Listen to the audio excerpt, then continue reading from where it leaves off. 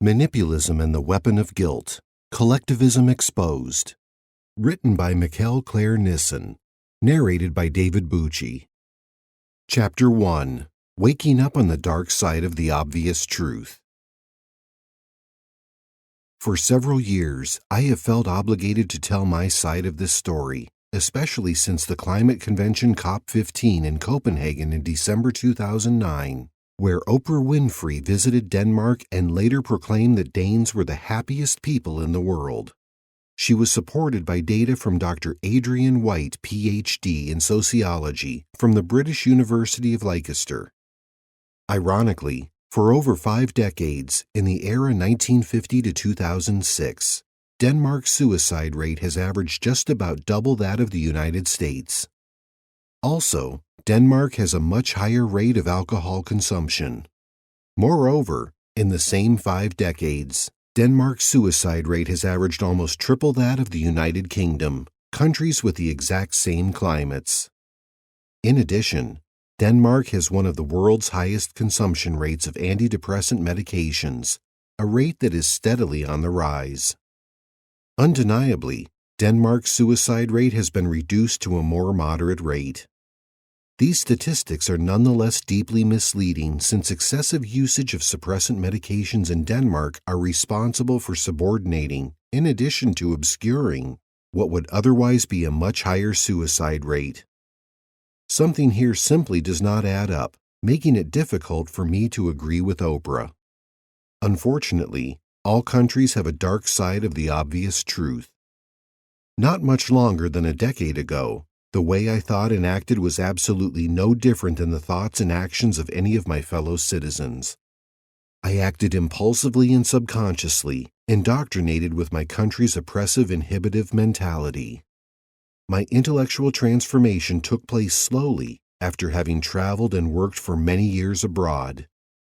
In the same way that a religious person might spread the news, I proudly promoted Denmark's collective way of thinking by telling everyone the story about the great and wonderful country named Denmark, and bragging equally as much about how great it was to be a Dane. I slowly began to compare the reality I grew up in to the reality I encountered in the United States, Australia, and Spain. This comparison brought me to see a completely different truth about my own country. It was a reality that few Danes had seen before then. After living a life as a socialist and absolute nationalist who promoted my country as open and caring, I now felt totally deceived when confronted with the reality.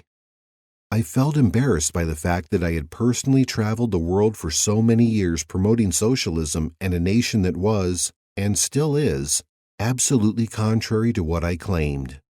Indeed, Denmark is a deprived society living in absolute denial. Though I despise living here, Denmark is to some extent a bearable place to live, but it is far from better than other nations and not any more socially happy. Danes are best known for being some of the coldest and most reserved people in the world, with neurotic behavior resulting from oppressive collectivist mentality.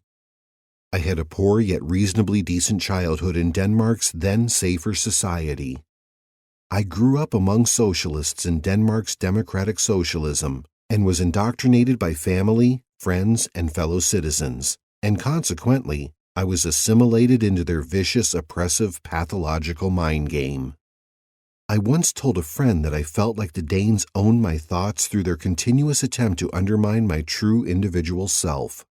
He replied, "Maybe they should pay rent then." Though I thought this a cute remark, as an entrepreneur who has risen from the lowest parts of society and achieved an independent lifestyle, I constantly have to be on guard not to trigger my fellow citizens' inferior, inhibitive emotions. In Denmark, unlike in the United States, it is important to avoid social status confrontations, and instead to give way to the ordinary denigration and envy, the extreme inferiority complex facilitating democratic socialism, though my self-imposed consciousness tells me that I most definitely have the right to be proud of my achievements and shout them out loud. It was not until I went abroad at the age of 19 that I started waking up. It was a journey that did not end until 14 years later. In this period, I spent numerous summer seasons in Spain working in such jobs as bouncer, club management, and club marketing. I lived several years in the United States, the country that taught me to see and eventually liberated me from Marxism's strong mental iron grip. For a deeply brainwashed socialist, coerced from childhood to resent the American lifestyle, coming to the United States was the culture shock of a lifetime. My eyes were opened to the undermining measures that Danish society had placed upon me, and the realization that this undermining was the prime determiner of my level of self-worth. My lack of self-esteem resulted in a subconscious war between will and vanity that later turned out to be a mental safeguard against any insight into liberty. First impressions easily mislead, as in the case of Oprah's view of Denmark.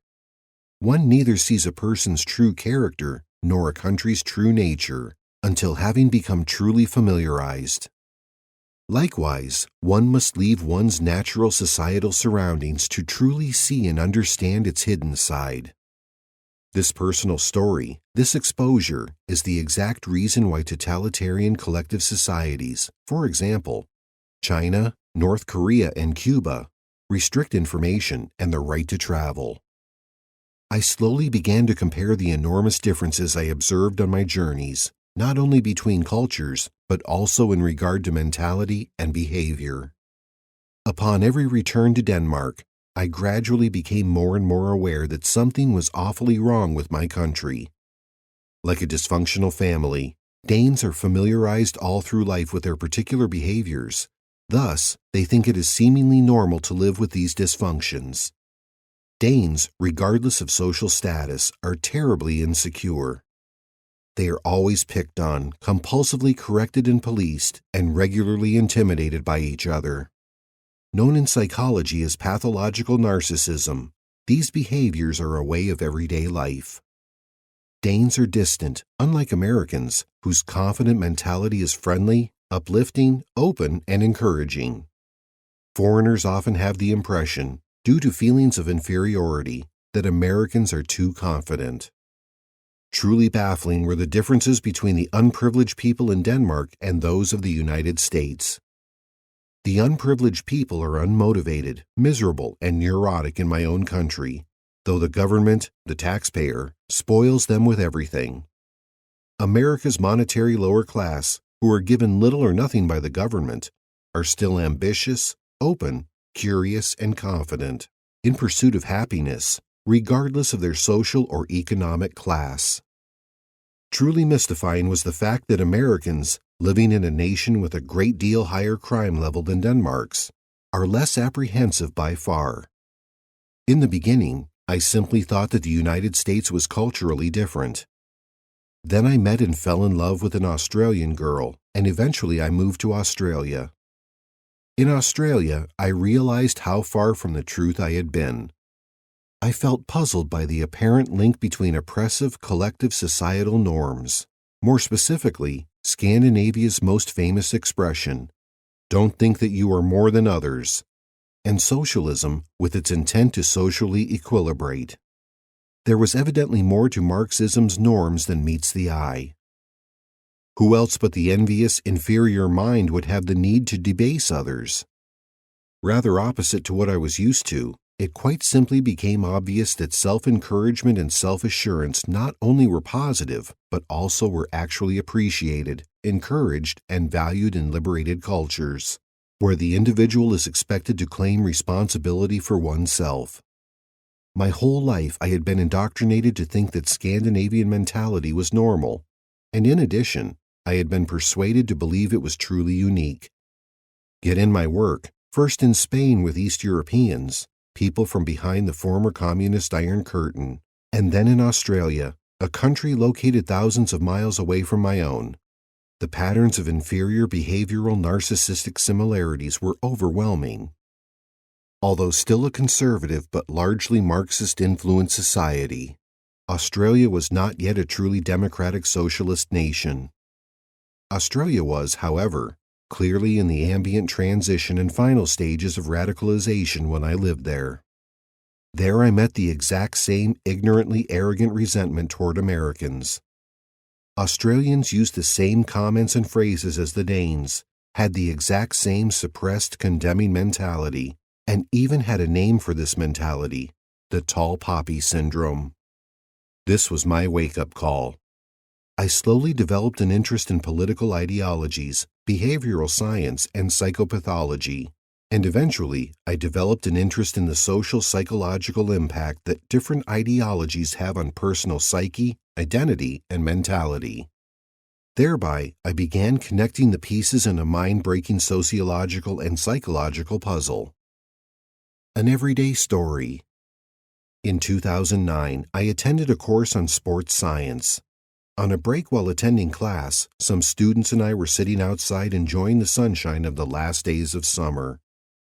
I remember one of the girls started to explain that her boyfriend had invited her to accompany him on a holiday to the United States, and with what slowly became an arrogant attitude, she now explained, "I have never been there and will never go. Americans are stupid and arrogant and they don't care about anyone." I instantly felt compelled to intervene, and I replied, "I disagree. I have lived in the United States, and I think Americans are absolutely beautiful people. Curious that you just used the word arrogant as you have just explained that you have never been to the United States. So how can you know with certainty that Americans are stupid and arrogant?" I further explained, "Trust me, we Danes are no better than any of the Americans I have ever met, and I personally remember a fun story about a Danish woman at a Manhattan mall who purposely left her stroller unattended outside on a street in the middle of New York with her infant child in it. She was arrested for doing this. Thereafter, her husband quite quickly divorced her. So maybe you should mow your own lawn before you do it next door." The girl never got to make a reply. Instead, one of the other male students instantly stood up and shouted at me, "Maybe you should move to America then." He quickly left. Note: do not fool yourself, as this entire book's everyday examples are typical everyday experiences performed by seemingly ordinary, well-educated, and upstanding people. Bringing me to the point that, because of this suppressive collectivist mentality, when confronted with self-identifiable truths or reverse criticism, in fact, any disapproval, Danes absolutely lack the ability to take any criticism. Therefore, they generally fail to confer before the conversation or debate has even started. I know I can be awfully sharp and direct, as I do not put up with ignorant arrogance and two-facedness. Bear in mind that I was born in Denmark, and my Danish family tree dates back hundreds of years. Although I have neither signed any contract nor chosen to be born here, my own fellow countrymen evidently feel they are more entitled to reside here than I am, as they are clearly ready to go so low as to ask me to leave my own country just because I utter my opinion with even the least criticism. Our radicalized socialistically influenced consciousness has created a supposedly wonderful and caring utopian society that takes care of almost everyone. One unfortunate aspect of democratic socialism is that the family's obligation to parent the child has been completely disabled and replaced with Big Mother Denmark, the government. This new collectivism has essentially immobilized the individual effort of parenting, and Big Mother Denmark nourishes the Danes from birth until death. Life is designed completely without any kind of consequence. Of course, this is true only until one opposes the system or authorities. The apathetic government is ready to sacrifice any integrity to achieve its desired result, and the outcome is a non-defiant, passive, and absolutely conformist authoritarian nation.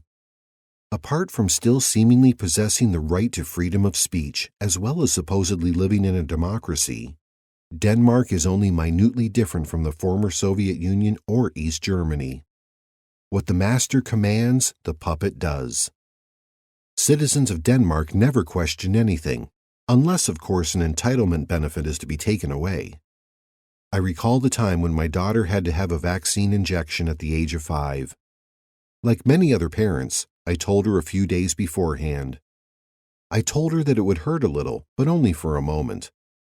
Yet when it was over, she would get the biggest ice cream available. This is exactly how collectivism blinds the frail mind. The only thing my daughter would think about was the ice cream, not the pain. This seemingly democratic country is a bureaucracy with laws, rules, and regulations for absolutely everything. Yet there is no actual justice or punishment for breaking them. Sentencing citizens based on assumptions and circumstantial evidence is, however, ordinary. The accused is guilty until proven innocent. The society is set up to ensure that the populace can intimidate, police one another. And while Americans debate gun policies, Danes are not even at liberty to own pepper spray. Neither are we at liberty to protect ourselves or the privacy of our homes. This is any criminal's haven, with such lack of consequence that one could literally kill numerous people intentionally and still die an unincarcerated citizen. While in this nanny nation, where everything is served on a silver platter, the question is not whether one needs to work, but if one actually cares to work. Artificial impregnation, free of personal charge to people who obviously cannot afford a child in the first place, has slowly sneaked its way onto the menu of almost unlimited pity benefits, right along with breast implants and holidays. No doubt, to some this would sound ideal, yet in reality, it is quite the contrary. Democracy in itself cannot radicalize collectivism. Therefore, socialism within the context of a democratic system is very different from traditional socialism. In an attempt to protect, maintain, and secure the continuance of what has now ended up in absolute collectivist greed, the Marxists have put into use awful methods of suppressive psychological undermining. Now we find they use orchestrated, designed, and calculated psychological coercion, subliminal conditioning that utilizes the weapon of guilt and enticement. Coercion is accomplished by means that are identical to the methods commonly known as Machiavellian egocentricity, which is described in psychology as the elusive ability to manipulate, subdue, and control others in order to achieve personal ends and desires. This results in weakening the general society, and even worse, further weakening society's emotionally weakest citizens, the codependent collectivists. Conversely, this emotional weakness empowers the radical collectivist part of society even further. The more deprived the collectivist is, and thereby the more manipulative and malignant, the stronger the collectivist. Note: the political spectrum, known as right and left, is in actuality being purposely manipulated. The fact is that the essence of freedom lies in the proper limitation of government. Indisputably, throughout history, no source has proven itself more deadly and destructive than the authority invested in government.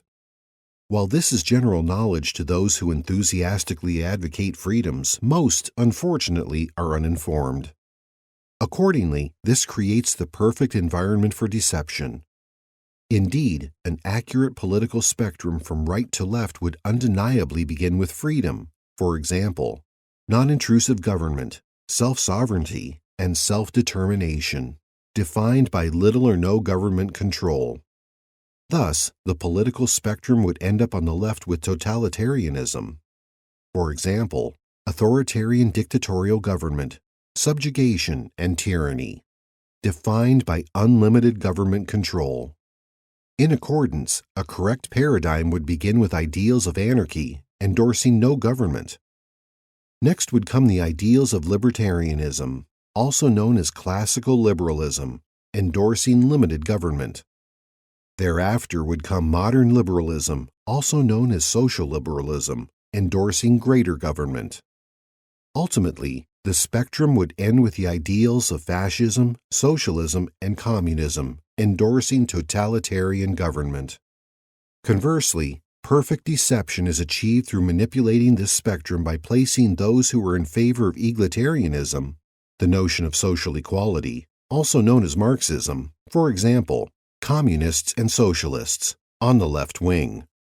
This would place those who are not in favor of social equality on the right wing, which is more than half of the political spectrum, including fascists who are in favor of complete government control. Although the fact is that communism, socialism, and fascism promote the same set of radical collectivist ideals of totalitarianism, dictatorial intrusive government. However, by affiliating genuine right-wingers, individuals in favor of minimum government control. With totalitarian fascist regimes, for example, Hitler's Nazism, the perfect diversion is created. Hence, relying on ignorance, the left and right paradigm is in fact a well-known method of deception, known as divide and conquer, with one sole purpose: to create confusion and so achieve emotional and intellectual control.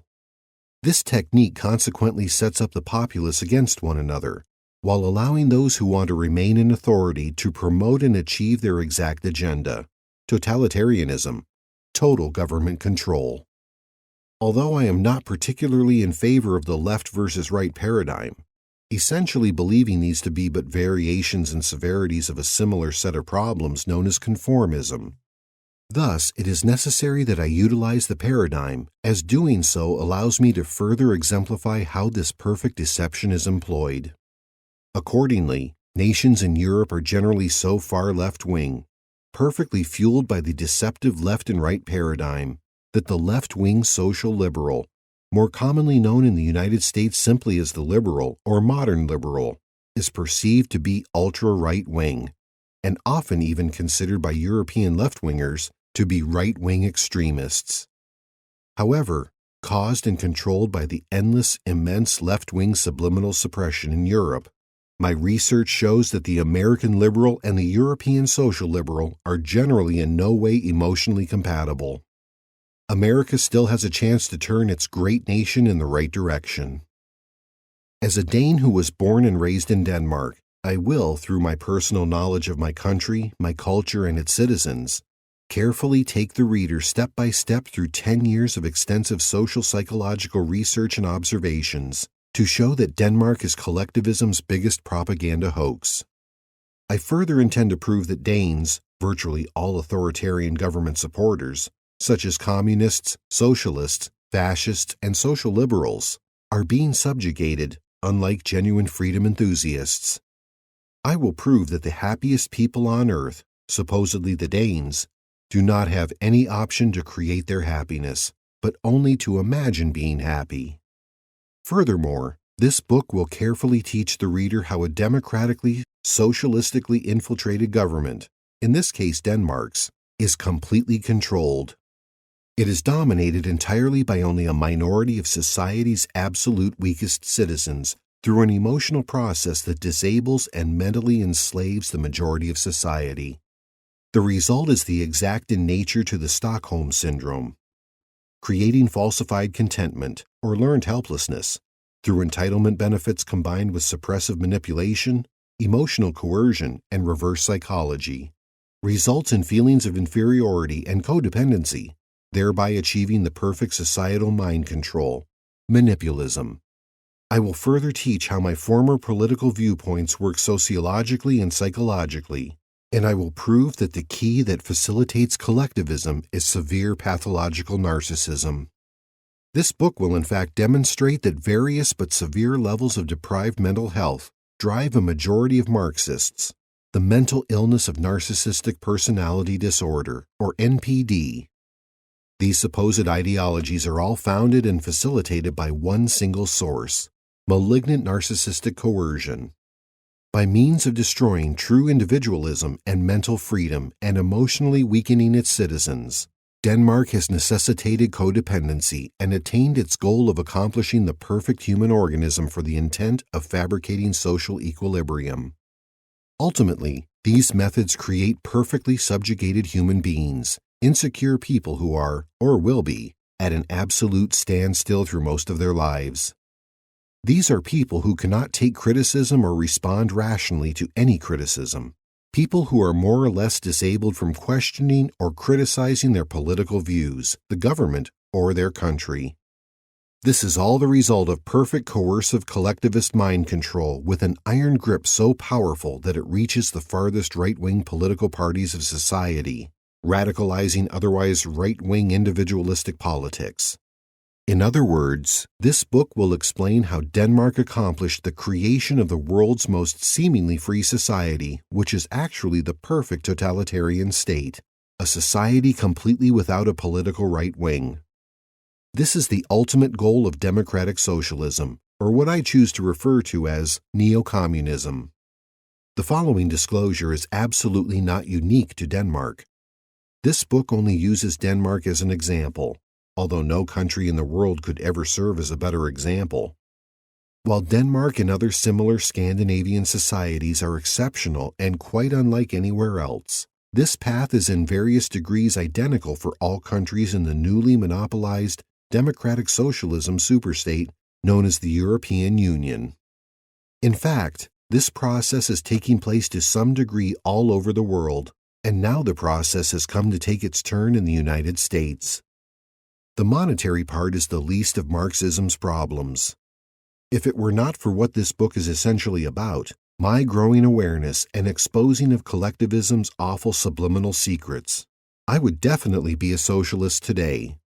Generosity does not come from collectivism, it comes from the heart. If anything slightly positive can be said about Marxism, it is that Scandinavia's democratic socialism is history's closest attempt toward accomplishing the impossible. Yet it has been accomplished only because Denmark is a small society with a population of a mere 5.5 million, and it has occurred through absolute mental coercion, propaganda, secrecy, and denial. A society undermined by a perceived ideology that in its humanitarian, pathological make-believe attempt of caring for society's weakest literally creates them. The wall to the former communist Iron Curtain might have fallen visually, but the building of the intellectual wall still proceeds. The wall never fell, it opened. In reality, the democratic process, merely balanced by the center left-wing social liberals, is the only remaining measure keeping the socialist, communist, and fascist part of society from initiating their true tyrannical agenda. Socialism, communism, fascism, and social liberalism, known as collectivism, are not ideologies, but severities of pathological narcissism, magical thinking of infinite excuses. A quote by Pat Buchanan: "The perfect totalitarian state is one where the all-powerful political bosses and their army of managers control a population of slaves who do not have to be coerced because they love their servitude."